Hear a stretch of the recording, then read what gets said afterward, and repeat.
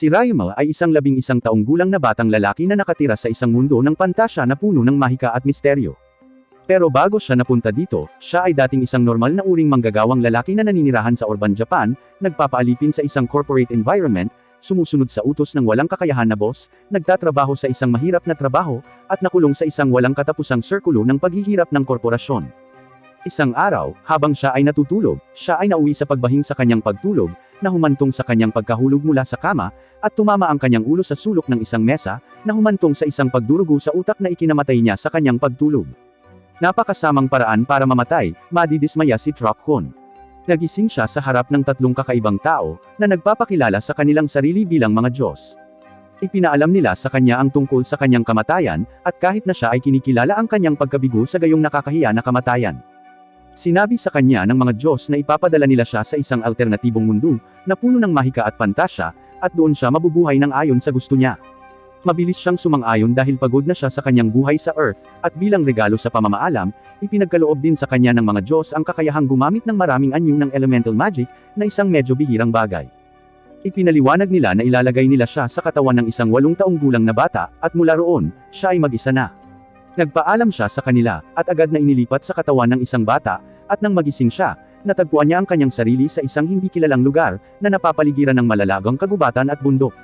Naglalakad siya sa paligid ng isang puno at sinipa ito, pinutol ang puno sa kalahati at nalaman na ang kanyang katawan ay isang bata, ngunit ang kanyang isip at lakas ay napanatili mula sa kanyang nakaraang buhay. Habang naglalakad at ginalugad ang lugar, nakita niya ang isang kulay asul na slime, na agad niyang nagustuhan, at talagang cute ang mga ito. Mabilis niyang binuksan ang kanyang guidebook at natutunan kung paano gumamit ng magic na hahayaan siyang paamuin ang slime, at matagumpay niyang nagawang maging pamilyar ang slime. 3 taon na ang lumipas at si Raima ay comfortable pa ring namumuhay sa loob ng kagubatan na mag-isa. Sa paglipas ng mga taon, nakakolekta siya ng higit sa 1,000 iba't ibang uri ng mga slime at mahilig magsaliksik sa mga ito. Ang ilan sa kanyang mga slime ay nakakagawa ng lason, ang ilan sa kanila ay nakakapaghugas ng pinggan, at ang ilan sa kanila ay nakakapagtapon pa ng basura. Siya ay namumuhay ng isang mapagpalang buhay nitong 3 taon at ni isang tao ay walang nakilala. Isang araw, habang dumadaan sa kagubatan, narinig niya ang isang grupo ng mga tao na sumisigaw at pumunta upang siyasatin ang problema, at napagtanto na ito ay isang grupo ng mga lalaki, na tila mula sa kabisera, at ang isa sa kanila ay nasugatan na nakahiga sa ibabaw ng sarili niyang dugo. Ito ang unang pagkakataon na nakatagpo siya ng mga tao mula nang siya ay muling magkatawang tao sa mundong ito. Kaya naman medyo kinakabahan siyang lumapit sa kanila, ngunit nang makitang ang isang tao mula sa grupo ay nasugatan sa moral na malayo sa anumang tulong medikal, nagtulak siya na lumapit sa kanila. Sa sandaling sinubukan niyang magsalita, hinugot ng isa sa mga lalaki ang kanilang espada, itinutok ito sa kanya. Mabilis niyang sinabi na mayroon siyang gamot at sinubukan siyang lapitan ng manggagamot mula sa grupo. Nilasahan niya ang likido at ipinahayag na ito nga ay gamot, mabilis na ipinakain ito sa nasugatan na lalaki. Sa lalong madaling panahon ang nasugatan ay nagsimulang huminga ng normal sa isang mahimbing na pagtulog. Nagpapasalamat sila kay Raima habang sinasabi nitong sundan siya. Sa daan, nakatagpo sila ng isang grupo ng mga slime at mabilis na bumunot ang mga lalaki ng kanilang mga espada, ngunit sinabi sa kanila ni Raima na sila ay kanyang mga pamilyar. Narating nila ang isang bundok at nalilito, ngunit biglang nagsagawa ng mahika si Raima at isang nakatagong pinto ang lumitaw sa dingding ng bundok. Inaanyayahan niya ang lahat habang namangha sila sa katotohanan na ang 11 taong gulang na batang ito ay maaaring magsagawa ng gayong mahika. Ipinakilala ng pinuno ng grupo ang kanyang sarili bilang si Jamil, isang duke, na ikinagulat niya at agad niyang iniyuko ang kanyang ulo. Sinabihan siya ni Jamil na bumangon dahil siya ang tumulong sa kanila. Ang iba ay nagpapakilala sa kanilang sarili bilang Camille, Zeph, at Jill, at sinasabi sa kanya na ang nasugatan ay si Hiyos. Ipinaalam nila sa kanya na habang sinusubukang maglakbay sa kagubatan, inatake sila ng isang grupo ng mga bandido, at sa kasunod na pandarambong, nasugatan si Hiyos. Si Jamil ay tumingin sa kanya at nagtanong sa kanya tungkol sa kanyang sarili dahil siya ay napaka-curious na malaman kung paano ang isang 11 taong gulang na bata ay nakaligtas sa kagubatan na ito, dahil ang kagubatan na ito ay isang napakadelikadong lugar, kahit na para sa isang sinanay na tao. Gayunpaman, mabilis na nakabuo si Raima ng isang kwento tungkol sa kung paano siya nakatira noon kasama ang kanyang mga lolo't lola, ngunit 3 taon na ang nakalilipas, pareho silang namatay at dito na siya nakatira mula noon. Kumuha si Camille ng bowl ang kristal mula sa kanyang backpack at hiniling sa kanya na hawakan ito. Ipinaliwanag niya na kung hinawakan ito ng isang kriminal, ito ay magiging pula, kung hindi, ito ay mananatiling asul at bukod doon, sinasabi rin ito sa iyo ang tungkol sa edad, kasarian, at lahi din ng tao. Walang pag-aalinlangan na hinawakan ni Raima ang bola at ito ay naging asul, ngunit nakabigla pa rin ito sa iba pang mga lalaki dahil ang kanyang mga estatistika ay napakataas para sa isang bata. Kinabukasan, gumaling si Hughes at nagpasya silang lahat na umalis. Nagpasalamat siya kay Raima at sinabi sa kanya na kung mayroon siyang anumang problema, kailangan lang niyang pumunta sa Kapitolyo at hanapin siya. Naghiwalay sila ng landas pagkatapos noon. 2 linggo na ang nakakaraan mula nang magpaalam siya kay Jamil at sa kanyang mga tauhan, at habang nakahiga sa bukas na lugar na may mga slime, bigla niyang narinig ang isang pamilyar na boses na tumatawag sa kanyang pangalan. Tumangala siya upang makita si Hughes na naglalakad palapit sa kanya kasama ang iba. Pero sa pagkakataong ito, mas marami na ang tao kaysa dati. Nilapitan siya ni Jamil, ipinakilala si Raima sa kanyang ama at sa kanyang asawa, na parehong tuwang-tuwa nang makita siya at nagpasalamat sa kanya sa pagliligtas sa buhay ng mga tripulante. Ipinakilala din niya ang kanyang anak na babae na nagngangalang Elia, na halos kasing edad ni Raima. Hanga ang ama ni Jamil sa dami ng slimes na pinaamo ni Raima hanggang ngayon. Tinanong siya ni Elia paano magkasya ang lahat ng mga slime na ito sa isang maliit na bahay. Sumagot siya sa pagsasabing nagsasama-sama lang sila, at naging isang malaking slime. Siya ay nagpapatuloy sa pag-utos sa mga slime na magsama-sama. Daan-daang slime ang nagsasama-sama at naging napakalaking slime na lubos na ikinagulat ng asawa ni Jamil na isa ring salamangkero, at sinabi kay Raima na walang sinuman sa naitalang kasaysayan ang nakaaamo ng malaking slime.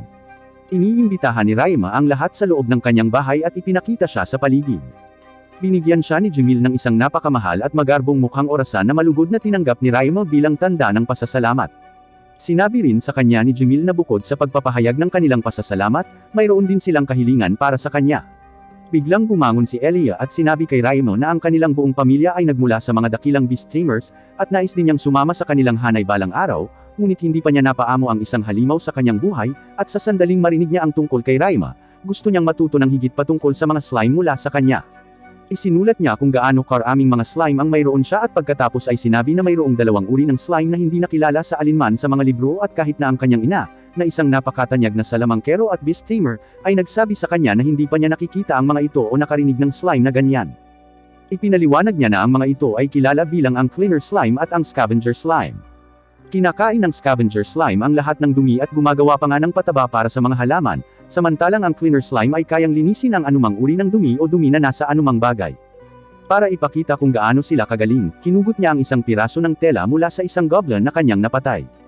Ang tela ay sobrang maitim at madumi, ngunit sa sandaling ipasok niya ito sa loob ng cleaner slime, sinimulan niya itong hugasan, at pagkatapos ng ilang segundo, isang napakalinis na tela ang ginawa, na ikinagulat ng mga katulong ng pamilya ni Jamil.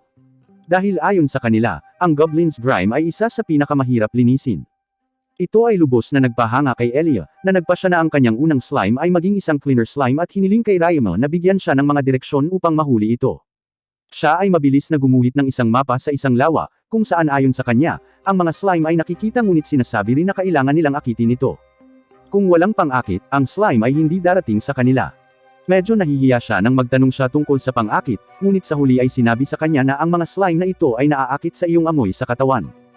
Ang tanging paraan upang maakit sila ay ang paghuhugas ng iyong sarili sa bathtub, at pagkatapos ay kolektahin ang ginamit na tubig. Medyo napahiya si Elia, ngunit hinila niya ang sarili, at pumunta sa bathtub, determinadong hulihin ang kanyang slime anuman ang mangyari. Naghugas siya ng sarili, nag-iipon ng tubig, at lumabas kasama ang kanyang entourage sa lawa, habang si Raima ay nananatili. Sa oras na magsimulang lumubog ang araw sa gabi, bumalik si Elia kasama ang iba, isang malawak na ngiti sa kanyang mukha, na nagpapakita ng mahalagang slime na kanyang nahuli. Masayang-masaya ang lahat at sabay-sabay silang kumain ng hapunan. Tinanong ng ama ni Jamil si Raima tungkol sa kanyang mga plano at sumagot siya na hindi pa niya talaga alam kung saan niya gustong pumunta. Hindi inaasahang inalok siya ng ama ni Jamil na sumama sa kanilang paglalakbay sa ibang lugar. Nagulat si Raima sa panukalang maglakbay kasama ang pamilya ng duke. Nang makita niya ang kanilang mga pagod na mukha, nagpasya siyang kagati ng bala at pumayag na sumama sa kanila. Kinabukasan, sinabihan nila si Raima na ikarga lahat ng kailangan niya sa bagon. Ngunit sa halip, tumugon siya na alam niya ang mahika sa pag-iimbak at literal na inilalagay ang lahat ng naruroon sa loob ng kanyang bahay sa isang mahiwagang imbakan, na muling nakakagulat sa bawat taong naruroon, dahil ang ganitong uri ng mahika ay isang hindi pangkaraniwang sining sa mga araw na ito. Bumaba si Raima sa basement sa huling pagkakataon upang magdasal sa mga estatwa ng mga Diyos na kanyang itinayo doon, at ipinangako niya sa kanila na gagawa siya ng bagong set ng mga estatwa para sa kanila kapag narating niya ang kanyang destinasyon. Nakaupo siya sa loob ng bagon kasama si Jamil at ang kanyang pamilya, at sa wakas ay nagsimula na ang kanyang paglalakbay. Mukhang magiging maganda ang lahat sa mga unang araw dahil nagagawa nilang maglakbay ng malalayong distansya bawat araw, maglagay ng mga tolde para sa gabi, gumawa ng masarap na pagkain sa tabi ng apoy sa kampo, at matulog sa ilalim ng mga bituin. Ngunit isang gabi, isang malakas na bagyo ang tumama sa kanila, isang putik na umaagos sa isang burol. Sinimulan ni Camille na tawagin si Jamil, at ipinaalam sa kanya na nagkaroon ng pagguho ng lupa at hindi na sila makakasunod sa ganitong daan, at ang pinakamahusay nilang mapagpipilian ay umikot, na kahit papaano ay magdagdag ng 3 araw sa kanilang paglalakbay. Narinig ito ni Raima at inilabas ang kanyang kapote, na ginawa niya sa tulong ng mga katangian ng water repellent ng slime at lumabas. Gumagawa siya ng barrier para sa iba pang mga lalaking nakatayo sa ulan, para hindi sila mabasa, at nagsimulang mag-chant ng ilang spells. Gumagamit siya ng kombinasyon ng earth magic para patagin ang landslide, at gumawa ng paraan sa ibabaw ng mga ito, na nagliligtas sa kanila sa maraming dagdag na araw ng paglalakbay. Si Jamil ay labis na nalulugod at nagpapasalamat muli sa kanya para sa kanyang tulong bago sila nagsimulang muli sa kanilang paglalakbay. Sa wakas ay narating nila ang kanilang destinasyon na ang lungsod ng Silfol, at ang pamilya ng Duke ay nag-alok kay Raima ng pagkakataong tumira sa kanila, na tinanggap niya. Ang mga minahan sa lungsod na ito ay naging pader ng kanilang mga dating pag-angat, at si Jamil ay may responsibilidad na ibalik sila sa kanilang dating kaluwalhatian. Sa unang araw, dinala ng pamilya ni Jamil si Raima sa simbahan, kung saan siya magpapabinyag at ipapakita sa kanya ang kanyang mga istatistika sa stat board. Pumasok siya, at sa sandaling ibinaba niya ang kanyang stat board, inilipat siya sa ibang espasyo, kung saan binuksan niya ang kanyang mga mata at nakita ang mga Diyos na nakatingin sa kanya. Sa una ay iniisip niya na siya ay namatay muli, at nagtanong kung siya ay patay na, kung saan ang mga Diyos ay sumagot na siya ay buhay at maayos, ang mga Diyos ay nais lang na makipag-usap sa kanya. Kaya't hinila nila siya palabas ng mundo sa maikling panahon. Binabati nila siya para sa mga tagumpay na naipon niya para sa kanyang sarili sa 3 taon na ito, at ipinahayag sa kanya na sinusunod nila ang bawat isa sa kanyang mga pagsasamantala. Sinabi nila sa kanya na ang dahilan kung bakit walang nakakakilala sa scavenger at sa cleaner slime ay dahil nilikha sila ni Raima. Sinasabi rin nila sa kanila na may mga pagkakataon na dati, nang dinala nila ang mga tao mula sa Earth pabalik sa mundong ito, at si Elia ay may mga ninuno mula sa kanyang ama at panig ng kanyang ina, na muling nagkatawang tao mula sa Earth. Mula sa panig ng kanyang ama, muling nagkatawang tao ang isang batang babae na gustong maging tagapagsanay ng hayop, at nauwi sa pagiging isa sa mga pinakadakilang beast tamers sa mundong ito, at mukhang nakakuha si Elia ng maraming gene mula sa kanya. Samantalang mula sa panig ng kanyang ina, muling nagkatawang tao ang mga Diyos ng isang lalaki na isang tamang otako, at humingi ng mga kakayahan sa pakikipaglaban na walang kapantay ng sinuman sa mundong ito. Marami sana siyang masasamang gawain, ngunit napaka-awkward niyang umalis sa kanyang tahanan at namatay siya sa katandaan. Nagkwentuhan pa sila ng kaunti bago magpaalam ang mga Diyos at sabihin sa kanya na kung may anumang oras na gusto niyang makipag-usap sa kanila, maaari lamang siyang pumunta sa simbahan upang manalangin sa kanila. Pinasalamatan niya sila para sa kanilang pananaw at suporta bago siya ibalik sa kanyang mundo. Tinatanggap siya ng pamilya ng Duke nang lumabas siya ng silid, at ang ama ni Jamil ay nag-aalok sa kanya ng ilang payo. Sinabi niya sa kanya na siya ay hindi kapani-paniwalang malakas at talentado para sa kanyang edad, na magdadala sa mga mata ng maraming mas mababa sa disenteng mga individual sa kanya, at magiging tungkulin niyang paghiwalayin ang mabuti sa masama, at piliin para sa kanyang sarili. Sinabi rin niya sa kanya na itago ang kanyang lakas hanggat maaari, at sumali sa isang guild upang mag-rank up at bumuo ng kanyang katayuan. Tinanong siya ni Elliot tungkol sa kanyang kakayahan sa mahika, at ang sikreto sa kanyang paghawak ng mahika. Ibinunyag niya na mayroon siyang magic capacity na 178,000, at ang prinsesa ay tumanggo sa kanyang ulo at ipinahayag na siya ay may magic na kapasidad na 200,000, na ikinagulat ni Raima. Sinabi niya sa kanya na ang mga taong ipinanganak na may hindi likas na mataas na kakayahan sa mahika, kadalasang nahihirapang kontrolin ang kanilang mahika, at napipilitang matuto ng mga paraan upang pamahalaan ang kanilang kakayahan sa mahika. Ngunit sa ilang kadahilanan, si Raima ay nakakagamit ng mahika ng napakahusay. Pumunta sila sa isang lalaking nagpapaamo ng hayop na may iba't ibang uri ng mga tagapagsanay, ngunit tumanggi silang tanggapin si Raima, dahil ang tanging hayop na pinaamo niya ay mga slime, na walang gaanong kakayahang lumaban. Sinabihan ni Jamil si Raima na huwag masiraan ng loob dahil mas marami siyang katangian ng pakikipagsapalaran, tulad ng mga kasanayan sa pakikipaglaban, at survival instincts. Pagkatapos ay pumunta sila sa isang adventurers guild, kung saan kailangan niyang sumailalim sa isang pagsubok. Isang napaka-nakakatakot na lalaki ang dumating upang subukan ang kakayahan ni Raima, at binigyan siya ng pana at palaso. Sinabihan siyang tamaan ang lahat ng 5 target nang hindi sumasablay ang isang arrow at umatras. Inilabas ni Raima ang kanyang mga arrow at sinimulang i-shoot ang mga ito sa napakabilis na galaw. Nagtatapos sa pagtama sa bawat solong target ng walang kabiguan, at hindi lamang iyon, nagagawa rin niyang maabot ang bullseye sa bawat solong target. Ang susunod na gawain ay pagpapatama sa kanya ng maraming gumagalaw na target ng sabay-sabay, at sa pagkakataong ito sa halip na 5 target, magkakaroon ng 50 target. Ang mga target ay nagsimulang mabilis na bumaril mula sa makina, at sa sorpresa ng lahat, sinimulan niya ang pagbaril sa kanila ng mas mabilis kaysa dati, na tinatamaan ang bawat isa sa kanila ng walang kabiguan. Ang huling 4 na target ay binaril ng sabay-sabay, at sa sorpresa ng lahat, nagagawa niyang mag-shoot ng 4 na arrow ng sabay-sabay, na tinatamaan ang bawat isa sa kanila. Gayunpaman, nang matapos siya, binato siya ng kutsilyo ng lalaki, na nagawa niyang saluhin at ibinalik sa kanya, bago tumalon para salakayin siya. Ang lalaki ay nagsasabi sa kanya na huminto at ipaalam sa kanya na ito ay isang pagsubok ng kanyang kaligtasan ng buhay instincts, at siya ang unang isa na nakagawang hindi lamang umiwas sa pag-atake, ngunit sa pag-atake din pabalik. Ibinunyag niya na siya ang pinuno ng guild na ito, at sinabi kay Raimon na siya ay tinanggap sa guild, at binigyan ng rank G para magsimula. Pinapayuhan din niya siya na suriin ang noseboard para sa anumang mga pagkakataon sa trabaho sa kanyang antas. Pumunta siya at nakita niya ang isa sa mga listahan ng trabaho na nangangailangan ng paglilinis ng bahay, at iniisip niya sa kanyang sarili na ito ang perpektong trabaho para sa kanya at sa kanyang scavenger at cleaner slimes. Kinuha niya ang trabaho, at kinabukasan, inimpake niya ang kanyang slime, at pumunta sa bahay. Isang babae na isang catwoman ang sumasagot sa pinto nang kumatok siya dito. Pagkabukas na pagbukas niya ng pinto, may mabahong amoy na lumabas sa bahay. Hinawakan niya ang kanyang mga kamay at nagsimulang umiyak, nagpasalamat sa kanya sa pagkuha ng trabaho, na nagpapahinala kay Raimon sa laki ng kanyang problema. Ang pangalan ng babaeng pusa ay si Mia, at ipinaliwanag niya kay Raimon na ang kanyang bahay ay itinayo sa tabi ng isang malaking basurahan, at isang araw, nang wala sa oras, ang pader ay gumuho at ang napakaraming basura ay dumaloy sa kanyang basement. Napakalaki ng basura kaya walang gustong magtrabaho dito, at mula noon ay namumuhay na siya sa paghihirap. Nakiusap siya kay Raimon na huwag umalis pagkatapos makita ang lawak ng problema, at ipinangako niyang hindi. Pumasok sila sa loob ng bahay, at manghang-mangha si Raimon sa dami ng basurang naipon. Siya ay nagpasya na ang tanging paraan upang mahawakan ang problemang ito ay magsimula sa simula. Bumangon siya at kinuha ang kanyang slime at pumunta sa katabing mga basurahan, kung saan inilabas niya ang kanyang mga scavenger slime upang harapin ang lahat ng naipon na mga labi. Pagkaraan ng ilang sandali, natapos na ng mga scavenger slime ang kanilang trabaho, at ginamit niya ang mga cleaner slime sa susunod, kasama ang kanyang mga mahiwagang kakayahan upang linisin ang bawat lugar sa mga dingding, hanggang sa magmukha itong bago.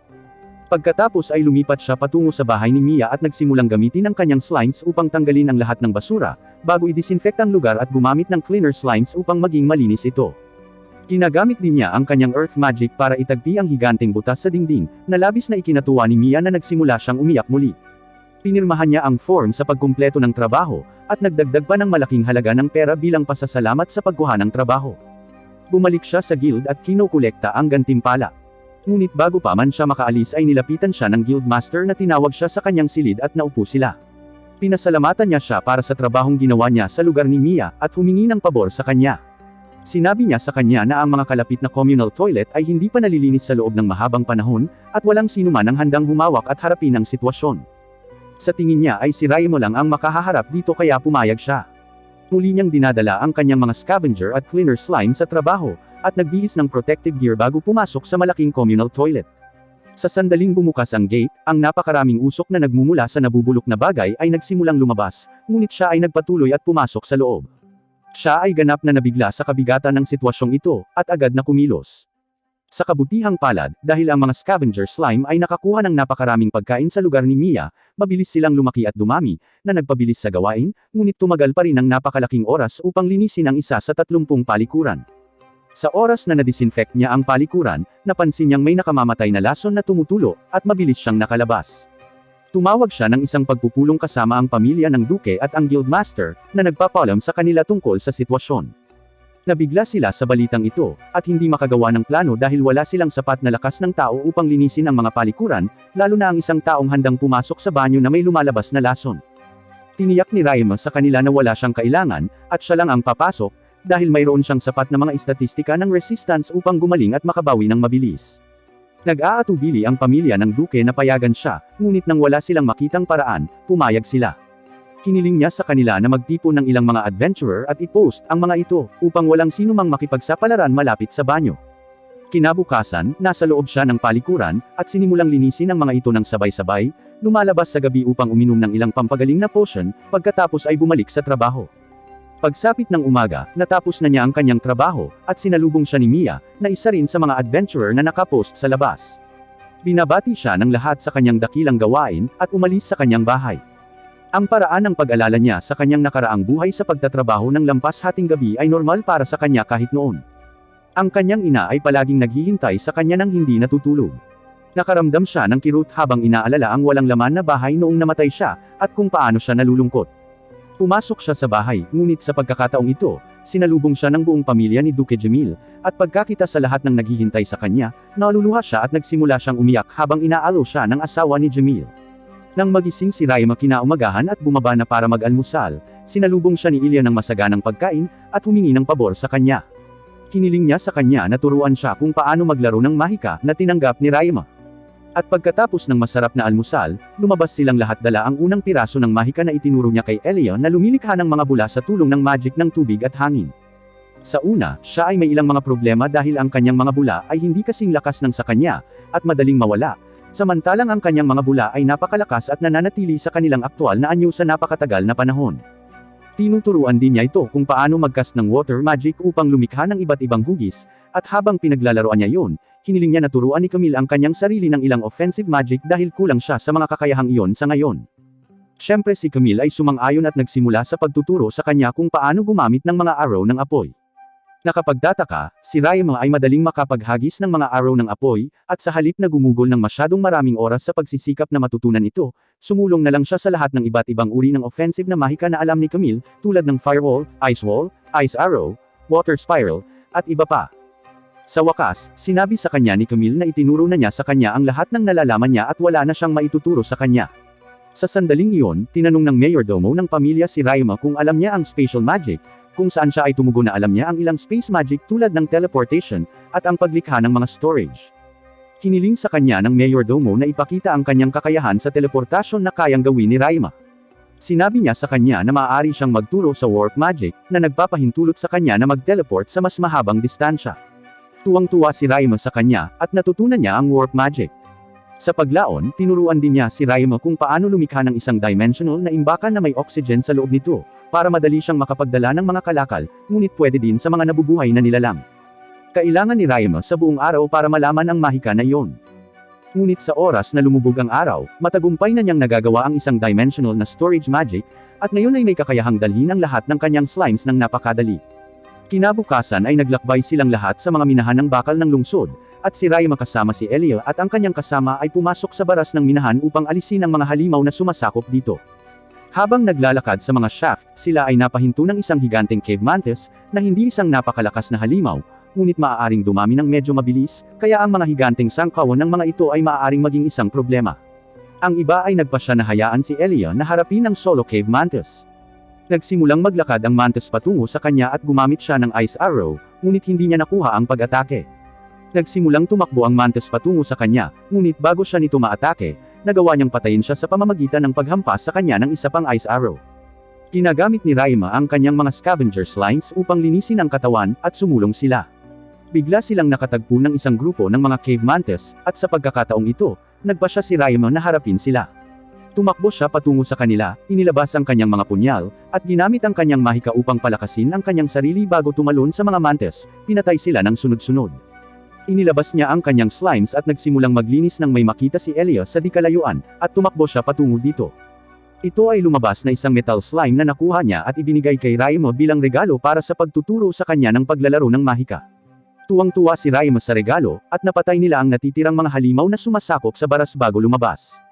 Habang sinusuri ang slime, may pumasok sa isip ni Raima, at sa wakas ay gumamit siya ng kombinasyon ng mahika upang kunin ang iron ore mula sa lupa at i-convert ito sa isang iron ingot. Nakagulat ito sa Duque, at dinala niya si Raima sa isang mangangalakal sa lungsod, kung saan ipinakita ni Raima ang kanyang mga kakayahan na gumawa ng hindi kapani-paniwalang magagandang bagay. Agad na pumayag ang trader na ibenta ang produkto ni Raima, at tiniyak ni Jamil na ang negosyante ay isang mapagkakatiwalaang tao. Kinabukasan, tinawag ng Guildmaster ang isang grupo ng mga adventurer para sa isang pulong at sinabi sa kanila na ang susunod nilang trabaho ay ang pag-clear ng isa pang mineshaft na pinamumugaran ng mga halimaw. Kinabukasan, siya ay sinundo sa isang karwahe mula sa kanyang bahay ng isang grupo ng mga adventurer, at dinala sa inabandunang mineshaft, kung saan sila ay binati ng Guildmaster. Pinaalis niya ang mga ito at ipinaalam na sa loob ng baras, haharapin nila ang isang bangkos ng mga cave mantis, cave rat, at cave bat. Kung mag-isa sila ay hindi isang problema, ngunit sa malalaking grupo, maaari itong maging isang malaking banta upang harapin. Ang mga adventurer ay pumasok sa loob, at habang naglalakad, napagpasyahan nila na ang mga halimaw na naninirahan sa lupa ay haharapin ng iba, habang ang mga lumilipad na halimaw ay haharapin ni Raima, dahil siya lang sa grupo ang nakakaalam ng offensive magic. Matapos clear ang lugar, iniiwan nila ang baras para sa isang maliit na pahinga. Ngunit pagdating nila sa labas, naramdaman nilang may mali at talagang ipinaalam sa kanila ng Guildmaster na isang grupo ng mga adventurer ang napalibutan ng humigit kumulang 500 goblins, at nasugatan ng husto. Sinabi niya sa lahat na ililigtas nila sila at talunin ang mga goblins. Lahat sila ay pumasok sa mga dungeon, ngunit sa pagtataka ng lahat, mali ang pagkalkula nito sa bilang ng mga goblins na kanilang haharapin. Sa halip na 500, mayroong higit sa 2,000 goblins. Ang mga adventurer ay nagsimulang makisali sa kanila sa labanan, ngunit dahan-dahan ang kanilang mga arrow ay nagsisimulang maubusan, at gaano man karami ang kanilang napatay, tila walang katapusan ang mga goblins. Nagpasya si Raima na takpan ang bawat adventurer sa loob ng isang soundproof barrier, at gumamit ng mga sound blast. Bago ilabas ang kanyang mga slime mula sa dimensional na imbakan, ang mga slime ay nagtatapos sa pag-atake sa lahat ng mga goblins at talunin sila. Bago sila makapagdiwang gayunpaman, ang commander ng mga goblins kasama ang isang grupo ng iba pang mga hobgoblins ay lumabas mula sa kuweba, ngunit si Raima, kasama ang kanyang mga slimes at ang iba pang mga adventurer ay nagawang ibagsak ang mga goblins nang hindi pinahintulutan ang sinuman na mapatay. Sa pagtatapos nito, lahat ay sakop ng mantsa ng goblin ngunit salamat sa mga cleaner slimes na mayroon siya, lahat sila ay nalinas bago tapusin ang quest at umuwi. Sa kanyang pagdating, nakipagkita siya sa pamilya ng duke, at sa sorpresa ng lahat, sinabi sa kanila na gusto niyang magukit ng sarili niyang landas mula ngayon, at salamat sa lahat ng ginawa nila para sa kanya. Ipinaliwanag niya na sa lahat ng oras na ito ay patuloy siyang kumukuha ng tulong mula sa kanilang lahat, at wala siyang ginagawa sa kanyang sarili hanggang ngayon. Nakapaglakbay lamang siya sa lungsod na ito dahil ang pamilya ng duke ay magiliw na nag-imbita sa kanya na manatili sa kanila, at pagkatapos ay sila ang tumulong sa kanya na mabanyagan bago siya dalhin sa Beast Taming Guild, at pagkatapos ay ang Adventurers Guild. Sila rin ang nag-host sa kanyang lugar na nagbibigay sa kanya ng pagkain, at kahit na sinasanay siya sa sining ng offensive magic at spatial magic. Tinulungan din siya ng mga ito na makilala ang mga ngalakal, upang makapagtatag siya ng sarili niyang negosyo. Ang pagkuha ng lahat ng mga pabor na ito mula sa pamilya ng duke habang wala silang gusto na kapalit ay nagpaparamdam sa kanya na parang inispoil siya ng lahat. At kung ito ay patuloy na nangyayari, maaaring mawala siya sa kanyang sarili. Tumingin si Jamil sa kanya at sinabing may pahiwatig na siya na balang araw ay masasabi niya yon. Gayunpaman, kapwa nalungkot si Elia at ang kanyang ina sa balitang ito, at sinubukan siyang pigilan na umalis, ngunit nanindigan si Raima, sinabi na kailangan niyang gawin ito anuman ang mangyari, at sinuportahan siya ni Jamil, sinabi na ito ay mabuti para sa kanyang personal na paglago. Ang duke gayunpaman, naglagay ng ilang mga kondisyon sa lugar. Una sa lahat, bibisitahin mo sila isang beses kada buwan, para malaman nila na maganda ang lagay niya. Bukod pa riyan, patuloy kang magpapadala sa kanila ng mga liham bawat isang linggo na nagpapaliwanag sa kanyang mga pakikipagsapalaran at anumang mga pangyayari, at sa tuwing pupunta siya sa bayang ito, mananatili siya sa kanya. Pumayag siya sa kanilang lahat, ngunit lumapit din si Elia sa kanya na may isang huling kahilingan.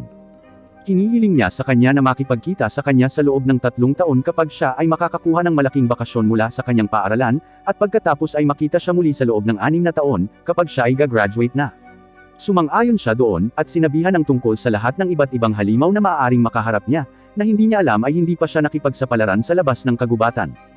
Sinasabi rin nila sa kanya ang tungkol sa isang espesyal na ibon na may panahon ng pag-aanak sa lahat ng dako, at kilala na partikular na mahirap paamuin. Ang mga balahibo nito ay isang mahalagang pag-aari, at bukod sa kanilang pang-ekonomiyang halaga, ang mga ito ay maganda lamang tingnan sa sandaling puna nila ang kalangitan. Nangako si Raima na babalik siya pagdating ng breeding season para masaksihan niya ang phenomenon na magkasama silang lahat. Tinanong ni Jamil si Raima tungkol sa kanyang mga plano pa, at sumagot siya na sa ngayon, magbubukas siya ng sarili niyang laundry business na may malaking pagkakataong magtagumpay. Dahil sa tuwing sasabit ang mga adventurer sa mantsa ng goblin sa kanilang gamit, napipilitan silang iwanan ang gamit at bumili ng bago. Ngunit kung maaari niyang hugasan ang mga ito ng malinis, ito ay makatipid ng lahat ng maraming pera. Pinayuhan siya ng ama ni Jamil na bisitahin muli ang negosyante para sa kanyang ideya, dahil baka matulungan siya nito. Bumisita siya sa mga ngalakal sa tabi ni Elia, at ipinakita sa kanya ang cleaner slime na lubos na ikinagulat ng mga ngalakal dahil hindi pa siya nakakita ng ganito dati. Tuwang-tuwa siya sa pag-asang kumita ng pera kasama si Raima, at inalok siyang sumali sa Merchant Guild dahil mayroon nitong sariling mga perks. Sumang-ayon si Raima, kaya't dinala niya silang dalawa ni Elia sa isang matandang babae, na labis ding nagulat nang makita ang isang buong bagong lahi ng slime, at binigyan siya ng aplikasyon upang punan. Pagkatapos ay kumuha siya ng libro, binigyan siya ng mapa, at ipinakita sa kanya ang lokasyon kung saan niya ilalagay ang kanyang tindahan. Siya ay nagdadalamati sa kanya sa kasalukuyang kalagayan ng tindahan ay napakasama, ngunit ang lokasyon ay napakaganda, at bibigyan niya siya ng magandang deal para dito. Pumunta siya sa lokasyon kasama ang mga ngalakal at si Elia, at tila nalulugod sa lokalidad. Dahil ito ay nasa isang napaka-central area, malapit sa Adventurers Guild, at iba pang industrial na lugar. Nagpasya siyang bilhin ang lokasyon at sinimulan niyang linisin ang lugar sa pamamagitan ng paggamit ng acid slime para sirain ang lahat ng damo, at scavenger slime para linisin ang buong lugar. Pagkatapos ay sinimulan niyang ilagay ang pundasyon ng kanyang establishment sa tulong ni Hughes at ng iba pa. Nang natapos na ang konstruksyon, humingi siya ng tulong sa mga adventurer, at sinimulan niyang pinturahan ang buong gusali. Sa wakas, nang natapos na ang gusali sa tulong ni Elia, gumawa siya ng damuhan sa harap ng gusali upang mabigyan ito ng kaunting personalidad. Kalaunan ng gabing iyon, muli siyang pumunta sa simbahan, at dinala sa makalangit na mundo. Ngunit sa pagkakataong ito isa lamang sa mga Diyos ang available, habang sinabi niya na ang iba pang dalawa ay nagpiknik sa Earth. Sinabi niya sa kanya na wala silang gaanong oras upang mag-usap, at pinayuhan siya na malaman na siya ay nasa kanyang anyo pa rin, at kahit na siya ay may utak ng isang may sapat na gulang, nararamdaman pa rin niya ang mga emosyon tulad ng isang bata, at baka matabyo na nila siya kung hindi siya mag-iingat. Gayunpaman, bago siya makapagtanong sa kanya tungkol sa mga detalye, siya ay dinala pabalik sa kanyang mundo. Pinangalanan ni Raima ang laundry service ng Bamboo Forest, at nagdaos ng isang higanting piging, na nag-iimbita sa lahat sa paligid na makita ang kanyang natapos na negosyo isang araw bago ang grand opening. Kinabukasan, nagtatrabaho siya ng husto kasama si Elia, at ang kanyang mga kasambahay upang magluto ng pagkain para sa lahat. At habang ginagawa ito, tinawag siya ng negosyante, na nagdala ng dalawang perspective na katulong para sa kanya. Ang tulong pala ay isang pares ng kambal. Mukhang nangangamba sila kay Raima dahil 11 lang ang edad niya, at nakapagtayo na siya ng negosyo. Dinadala niya sila sa paligid ng gusali, ipinapakita sa kanila kung paano gumagana ang mga bagay. Ipinaalam niya sa kanila na kailangan nilang ibigay sa mga customer ang mga sako, upang mailagay nila ang lahat ng kanilang mga damit sa mga ito, at pagkatapos ay ibigay sa kanila para sa paglalaba. Ang mga sako ay kailangang ihatid sa silid sa likod, na puno ng mga cleaner at mga scavenger slime na mabilis na nililinas ang lahat ng dumi at dumi sa damit, bago ipadala ang mga ito sa metal slime na nag-aalis ng lahat ng mga kulubot at ginagawang malutong ang mga damit na parang pinlansya na sila. Ipinaliwanag din niya na walang tubig ang sangkot sa negosyong ito sa paglalaba dahil kinakain lang ng mga slime ang dumi, kaya hindi na kailangang patuyuan ang mga damit. Pagkatapos nito, hiniling niya sa kanila na tulungan siya sa handaan, dahil dumating na ang mga panauhin. Lahat ng kakilala niya ay dumarating para sa kapistahan, at ang kambal ay nagulat sa kung gaano ang tiwala ng mga taong ito kay Raima. Pagkatapos ng kapistahan, ipinakita sa kanila ni Raima ang tirahan nila, at tinanong sila kung gusto nilang magtrabaho kasama niya. At sinabi nila sa kanya na hindi sila sigurado noong una, ngunit ngayon ay iniisip nila na marami silang matututunan mula sa kanya, at gustong magtrabaho para sa kanya. Dumating ang araw ng grand opening, ngunit hindi masyadong optimistic si Raima dahil hindi pa niya na-i-advertise ng maayos ang kanyang lugar. Nagpasya siyang pumunta sa Adventurers Guild para mag-post ng ilang advertisement para sa kanyang negosyo sa paglalaba, at laking gulat niya nang makitang nag-post na si Mia ng poster na nag-a-advertise sa kanyang lugar. Pagkatapos ay tumingin siya sa notice board at nagpas siyang kunin ang isang quest, dahil sa tingin niya ay magiging walang laman ang kanyang araw. Pumunta siya sa isang mine shaft at inalis ang ilang halimaw habang kinukolekta ang mga damong kailangan niya para sa quest. Bumalik siya sa guild para kunin ang reward at bumalik sa Bamboo Forest. Lumingon siya sa isang sulok, at laking gulat niya nang makitang ang kanyang establishment ay puno ng mga tao. Hindi siya makapasok dahil sa pagmamadali, at kinailangan niyang gamitin ang kanyang warp magic para makapasok. Mabilis siyang bumalik sa trabaho at sinimulang ilagay ang labada sa lugar. Nang matapos ang araw at wala na ang lahat, laking gulat niya kung gaano karaming tao ang dumating ngayon, at napagtanto niyang walang oras na magpahinga ang kambal sa buong araw. Nagpasya siya na kukuha siya ng mas maraming manggagawa sa lalong madaling panahon. At kinabukasan, binisita niya ang matandang babae mula sa Merchants Guild, at hiniling sa kanya na bigyan siya ng ilang mungkahi kung paano makakuha ng mas maraming manggagawa. Ang sumunod na araw sa Bamboo Forest ay mas mahusay kaysa sa una. Mas dumami pa ang mga customer, at mukhang nasiyahan talaga sila sa paglilinis na ibinibigay niya. Napagtanto niya na kung patuloy na tumataas ang kanyang negosyo sa proporsyon na ito, kakailanganin mong kumuha ng mas maraming individual para magtrabaho para sa kanya. Kaya bumalik siya sa guild para makipagkita sa lahat ng potensyal na empleyado. Pumasok siya sa silid na puno ng mga taong may iba't ibang edad na gustong magkaroon ng trabaho.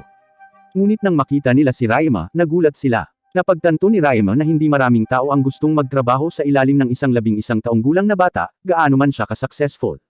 Bukod pa riyan, ipinaalam pa niya sa mga kandidato na kung pipiliin nilang magtrabaho para sa kanya, kailangan nilang magtrabaho kasama ang mga slime na tretuhin din bilang ibang mga empleyado. Pagkatapos noon, sinabi niya sa kanila na sino man sa kanila na nagdesisyon na ayaw na nilang magtrabaho ay maaaring umalis kung gusto nila. Sa sandaling sinabi niya yon, halos lahat ng tao ay lumabas ng silid, bukod sa isang batang babae at isang mas matandang lalaki. Tinanong niya kung mayroon silang anumang mga problema sa pakikipagtulungan sa kanya, at sinabi nila na wala.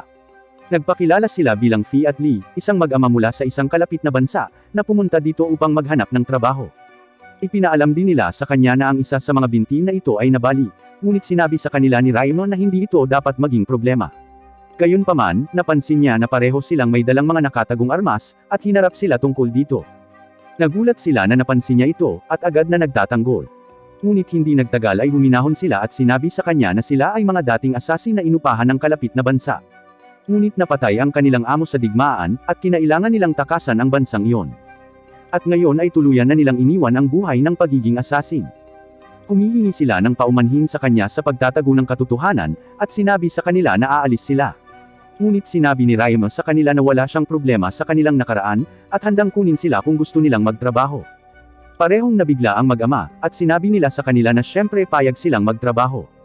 Tinanong sila ni Raima tungkol sa kanilang sweldo, ngunit sumagot sila na ang gusto lang nila ay kahit anong pwede na matirahan, iyon lang. Sumagot si Raima na magkakaroon sila ng sariling dormitoryo at malaking sweldo. Bukod sa tulong, kinukuha din niya ang mga ito bilang mga gwardya para sa establishment, dahil sa kanilang background sa militar. Tuwang-tuwa sila at nagpasalamat sa kanya sa pagkakataon. Dinala niya ang mga ito sa bamboo forest na gaya ng dati, punong-puno ng mga customer. Ipinakilala niya ang mga ito sa kambal, sina Carla at Callum, at nagsimula na silang magtrabaho. Pagkatapos ng maghapong trabaho, dinala niya si Fee at Lee sa likod na silid at humiga, bago inilabas ang kanyang hilang slimes. Si Fee at si Lee ay hindi pa nakakita ng ganoong slime, kaya nagtanong sila tungkol dito.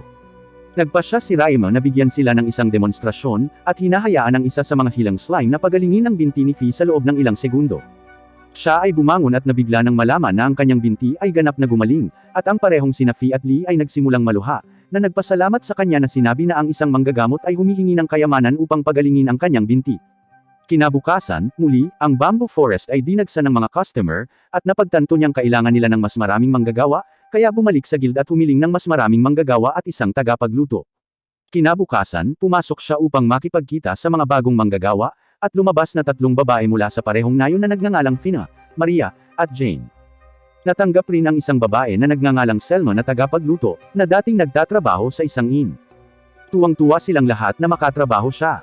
At sa kahangahangang luto ni Selma, lahat ay masaya at kontentong nagtatrabaho para kay Raima. Kinabukasan, binisita niya ang negosyante, na nagsabi sa kanya na gusto niya ng mas maraming waterproof na tela dahil paparating na ang panahon para sa pangangaso ng palaka at gusto ng mga tao ang mga damit na hindi tinatabla ng tubig. Tinanggap niya at nagsimulang pumunta sa baras ng abandonadong minahan para gawin ang tela, at sinamahan pa siya ni Elia, na gustong magsanay ng kanyang violin, habang ipinapaliwanag niya na ang mga espesyal na ibon na nakikita sa panahon ng pag-aanak ay maaari lamang mapaamo ng mga tulong ng musika. Gumagawa din siya ng manika para kay Elia at sa kanyang buong pamilya. Ang bamboo forest ay tumatakbo ng walang sagabal, salamat sa pagsasama ng mga dagdag na empleyado, na nagbibigay kay Raima ng oras upang gawin ang quest at bisitahin ang baras ng minahan upang gawin ang tela. Ginagamit din niya ang scavenger slime para sanayin ang sarili sa labanan. Pagbalik niya sa bamboo forest, tumawag si Callum at ipinaalam sa kanya na naging triple na ang kanilang kinita, na ikinagulat ng lahat. Biglang naalala ni Raima na hindi pa nga niya sila nabibigyan ng kahit anong rest days o paid holidays. Siya ay mabilis na nag-aayos ng isang grupo ng mga paid holidays para sa mga kawani, na maaaring gawin nila sa isang cycle. Nakagulat ito sa mga kawani dahil sa mundong ito ay walang konsepto ng mga paid holidays. Ang lahat ay labis na natutuwa tungkol sa pag-unlad na ito, at nagsasabing hindi pa sila nakatrabaho ng isang taong napakabuti. Kinabukasan, muli siyang bumisita sa guild, at sa pagkakataong ito ay ipinaalam sa kanya ng receptionist na kamakailan, mayroong isang grupo na nakakita ng isang bihirang lahi ng slime at gustong ibenta ito. Pumunta sila sa Beast Tamer Guild, tumanggi silang bilhin ito. Mabilis na nakuha ni Raima ang mga detalye ng kanilang kinaroroonan at binisita sila. Nalungkot silang lahat sa katotohanang hindi nila naibenta ang slime, ngunit binili ito ni Raima mula sa kanila sa napakagandang presyo, na nagpasaya sa magkabilang panig. Pagkatapos ay nag-teleport siya sa minahan, at pinaamo ang bihirang slime, na lumalabas na isang blood slime na sumisipsip ng dugo mula sa mga organismo. Pinuntahan niyang muli si Elia, na nagsabi sa kanya na samahan siya sa susunod na araw, dahil matututo siya ng mahika mula sa kanyang pamilya. Sumama si Raima sa pamilya ng Duke at may napakakagiliw-giliw na aral sa pagpapaamo ng iba't ibang hayop. Nalaman din niya na ang asawa ni Jamil ay isang mahusay na tamer, at napaamo ang higit sa 100 napakadelikadong lobo na uri ng hayop, at ang ama ni Jamil ay mas kahanga-hanga, dahil mayroon siyang humigit kumulang 20 tamed dragon sa ilalim ng kanyang utos. Sa wakas sa araw ng pagsiklab ay dumating, at tulad ng ipinangako, sinamahan ni Raima ang pamilya ng Duke sa lawa, kung saan nakita nila ang isang grupo ng mga limber na ibon na lumilipad sa paligid, at nangangaso para sa mga palaka sa loob ng lawa. Ang isang grupo ng iba pang mga adventurer ay sinusubukan ding hulihin ang mga palaka dahil maaari kang gumawa ng gamot mula sa kanila. Ang isa sa mga adventurer ay lumapit sa gilid ng lawa at inilabas ang kanyang flauta, sinusubukang paamuin ang isa sa mga ibon. Sinubukan niyang tumugtog ng isang kanta para sa kanila, ngunit tila hindi nagustuhan ng mga ibon ang awit na ikinagalit niya, at inilabas niya ang kanyang espada, sinusubukang supulan ang isa sa mga ibon sa pamamagitan ng puwersa, ngunit ang mga ibon ay nagsimulang umatake sa kanya gamit ang mahika ng hangin. Nagsimula siyang tumakbo ng diretso patungo sa pamilya ng Duke at naglalakbay sa tubig. Sa kabutihang palad, parehong ginagamit ni Camille at Raima ang kanilang dirt wall magic para iligtas ang kanyang buhay. Biglang may isang napakalakas na tunog na nagmumula sa mga ibon, na tila nakakaapekto sa bawat tao. Ngunit salamat, si Raima ay mukhang ganap na maayos dahil mayroon siyang mahusay na mga estatistika. Hinanap niya ang ibon, inalis ang tunog na iyon at ginamit ang kanyang magic sa katahimikan dito, na dahilan upang tumakas ang kawon. Mabilis na tinulungan ng iba ang iba pang mga adventurer sa pagpapagaling sa kanilang mga sugat, at ipinaliwanag ng tatay ni Jamil kay Raima na ang ibong gumawa ng malakas na ingay na iyon ay isang espesyal na limber bird, na napakabihirang. Si Raima at ang iba ay naghihintay malapit sa pond para sa pagbalik ng mga ibon, ngunit malapit na ang oras ng paglubog ng araw. Nang magpasya silang umalis sa pag-aakalang hindi darating ang mga ibon, muling lumitaw ang kawan, at umupo sa loob ng tubig. Tumahimik ang lahat habang inilabas ni Elia ang kanyang violin at nagsimulang tumugtog ng magandang melody. At pagkaraan ng ilang sandali, sa pagtataka ng lahat, ang mga ibon ay nagsimulang sumabay sa kanyang musika, at nagsimulang kumanta sa tabi. Nagpatuloy siya sa pagtugtog at tinapos ang kanta. Sa oras na tinapos niya ang kanyang kanta, siyam na iba't ibang limber bird ang nakapalibot sa kanya, at nagawa niyang gumawa ng matagumpay na kontrata sa kanila. Nagpasya si Raima na susubukan din niya ito, at inilabas niya ang kanyang gitara, na hindi pa nakikita sa mundong ito at nagsimulang tumugtog ng parehong magandang melody. At ang nakakagulat, ang marinig ang kanyang melody, isang espesyal na nightmare limber bird na gumawa ng ingay na iyon ay lumapit at umupo. Sa oras na matapos ang isang kanta, pinalibutan pa niya ang kanyang sarili ng isang grupo ng mga ibon, kabilang ang nightmare bird, kung saan maaari niyang makipag-ayos sa isang deal. Biglang sinabi ni Ilya na ang isa sa kanyang mga ibon ay nasa advanced na kategorya, at tila kilala bilang isang phantom limber bird. Ito ang katapat ng nightmare na ibon ni Raima, dahil ang isa sa kanila ay gumagamit ng dark magic, samantalang ang isa naman ay gumagamit ng light magic. Umuwi sila sa kanilang bahay at nagkaroon ng malaking party. Pagkatapos nito, parehong pumunta sina Raima at Elia sa isang silid upang mag-usap. Pupunta si Elia sa kanyang paaralan sa susunod na araw, at 3 taon pa ulit bago sila muling magkita. Sinabi niya sa kanya na gumawa ng isang pangako na magpapadala siya ng mga sulat sa kanya bawat linggo, at makikita siya sa loob ng 3 taon. Pagkatapos ay ipinagkaloob niya sa kanya ang isang magandang pendant na may isang mahiwagang ruby sa loob nito, na niregalo sa kanya ng kanyang ina sa kanyang ika-10 kaarawan. Sinabi niya sa kanya na gusto niyang makuha niya ito bilang isang lucky charm. Bilang kapalit, binigay sa kanya ng hindi handa na si Raima ang 2 sa kanyang mga slime dahil ito ang kanyang mahalagang pag-aari. Ito ay talagang nagpasaya kay Elia, at malugod niyang tinanggap. Kinabukasan, pareho silang aalis sa kani-kanilang landas na may pangakong lalakas at magkikitang muli sa loob ng ilang taon. Dito nagtatapos ang Season 1 ng anime na ito. Salamat sa panunood.